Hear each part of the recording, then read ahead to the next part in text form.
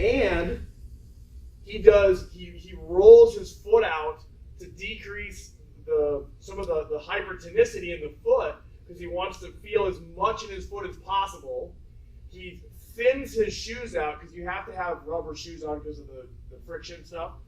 He thins them out and sprays Loctite in the shoes so that his foot is locked into place, because he wants to feel the ground as much as possible. That's super cool for me, because I could tote that, oh yeah, foot loading and this, and Vojta and collage, blah, blah, blah, blah, blah. This is the best power lifter in the world that figured that out on his own, which is yay for Donnie, that's pretty impressive. But so cool for me to sit there and realize that this guy who is the elite of the elite got to the same conclusion, but from the performance aspect, knowing nothing about the rehab aspect. Really, really kind of cool. Okay, so when they're squatting down or when they're doing Olympic weightlifting, the more that I coach weightlifting, the more I'm just watching the foot. Because if he unloads this here, everything up the chain is going to be different, automatically. And it's not just a biomechanical thing where he's off balance, so he has to turn this on or that, but he's just unable to keep the pelvis in the right position if he decentrates his foot. I got in an interesting discussion with Stuart McGill about this, but the quality of support here, if you're laying on your back, we can really emphasize this. But if he's standing up, the quality of the support function all the way up the chain is going to affect the pelvis position, which is either going to promote a good pattern or block a good pattern. So when you're watching a normal person squat or an athlete squat, pay more attention to this. Because if they lose this here and he over externally rotates, drives his pelvis forwards, do you think that he can really stabilize the way that we talked about? If his pelvis is anteverted because he's not stabilizing well, maybe because he's over heel loading? No way. Doesn't matter how good he is on the table. That's a whole other thing that I was talking about, where it's not just a threshold issue. He's being coached in such a way that he cannot stabilize the way that we're talking about. And this all kind of starts with the foot. So when we're having somebody squat, when we go around and when we work on each other today, stand there and just watch them actually squat. You'll see they tend to rock back on their heel and lose the actual full foot loading. So he'll do it well, of course.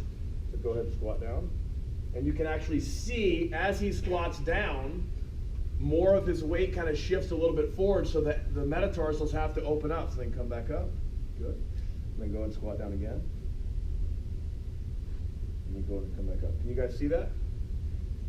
You asked me to bring up that exercise. I don't know if now would be appropriate. I'll show you. But we got to test. So we want to be watching for that. Now, if we see good foot loading, the next thing is we want to work up the chain. We need that knee to track right along that second or third toe.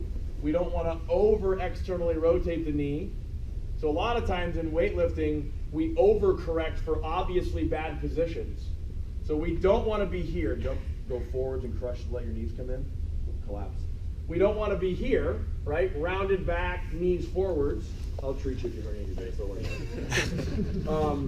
So what we do instead is we heel load, we push our knees out as far as we can, and we arch our back as much as possible. That's an overcorrection. Everyone in this room needs to be more concerned with training ideal and not, oh, this is simpler, I'll just do this. Typically the mistakes that we have. So, all the way up the knee. Now, when we're watching here, this gets very, very difficult, but we can see as he squats down, we can watch to see what does the pelvis do. Does it rock one way or the other? When it gets to the bottom, is it going to sway this or that? When it come back up? And you can actually see, when he squats down, when you lose the pelvis, you get a little bit of a functional scoliosis there. So go ahead and squat down. See it? Mm-hmm. And then go ahead and come back up. So go ahead and squat down. You'll go like that, and then back up. So we need to be really concerned with a squat. This down here, can he shut this off? Can he activate the lower abdominal wall, like Susanna was talking about a couple days ago, so that he can stabilize these lower segments? Remember what I mentioned is that these segments have to work harder than these segments to stabilize. So the pressure all the way down here is really, really, really important. So let's go again.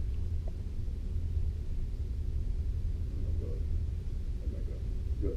Now, if you face that way, another thing that you see, if you have the full foot loaded and somebody squats down, right, really their sternum should stay right in between their midfoot and the base of their big toe.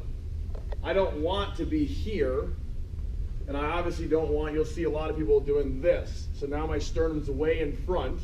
I've just noticed that if the knees track like they're supposed to, they should stay above the foot the entire time. So we don't want them here, and we don't want to just do a hip squat. If the knees track forwards, if you guys watch, if I line up here and I squat down, my sternum stays right over it.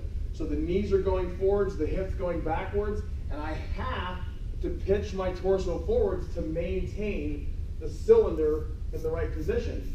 If I try to stay upright too much, now I have to arch my back, and then there's my early butt wink. Or if I just push my butt back, I'm going to fall back on my heels here. So watch the sternum being in line here as he goes ahead and squats. Having that sternum there is what is going to keep the whole foot loaded. So watching the foot, watching the sternum, you'll see that he's going to be in this position.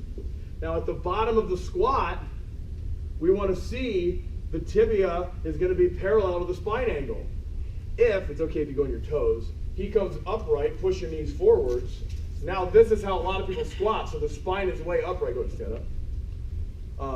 And the tibia now becomes more horizontal, the spine becomes more vertical, and we've lost position. At the bottom of the squat, they should almost be parallel.